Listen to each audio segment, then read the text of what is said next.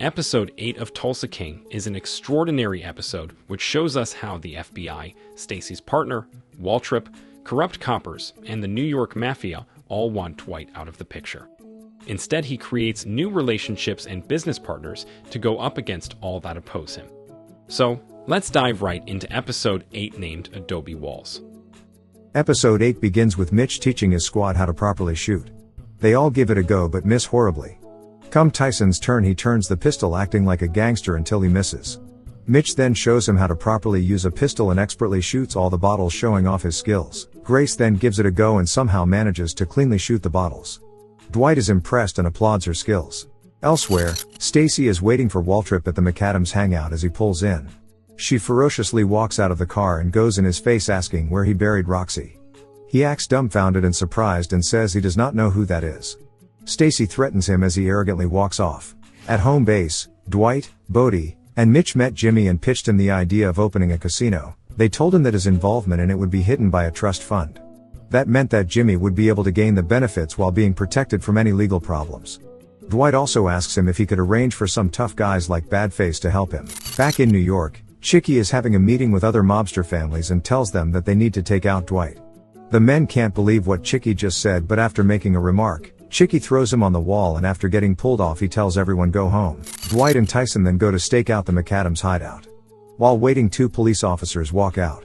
This is when Tyson points them out as the two dirty coppers that arrested him. At the ATF headquarters, the FBI and Stacy's partner once again mention Dwight. Stacy does not want to hear it and gets aggravated, announcing to the FBI that her informant was just murdered. But before she died, she told Stacy of a laptop with millions of dollars on it. The FBI then agree that Waltrip is a threat and they go to get a warrant. Dwight also agrees that Waltrip is a threat and so meets up with some of Mitch's buddies from jail. He asks if they know how to shoot and if they have the guts to do what is necessary. They tell him there shouldn't be a problem. Dwight then makes his way home and decides to give Tina a call. When she answers, he tells her that maybe she should hold on coming to Tulsa for the time being. She knows that things are getting heated down there and tells him that she will wait until Dwight gives her the okay. The FBI and ATF execute their warrant and raid the bar where the McAdams are located. They do not find Waltrip or his right-hand man, but they do manage to find the laptop Roxy was speaking about.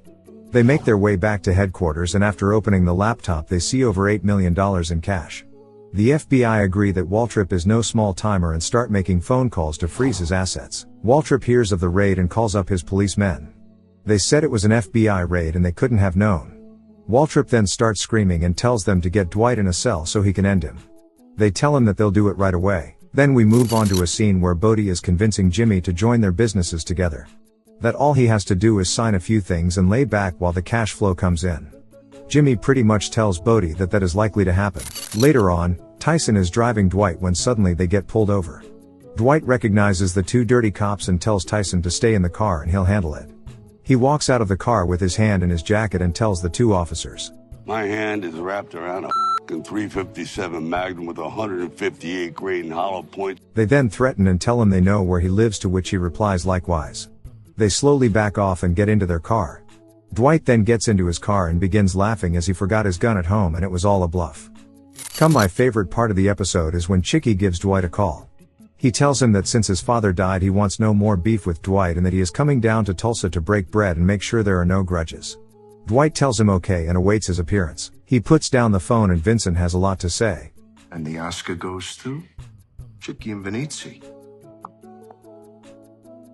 We then move over to a scene where once again Waltrip screams at the coppers on his payroll.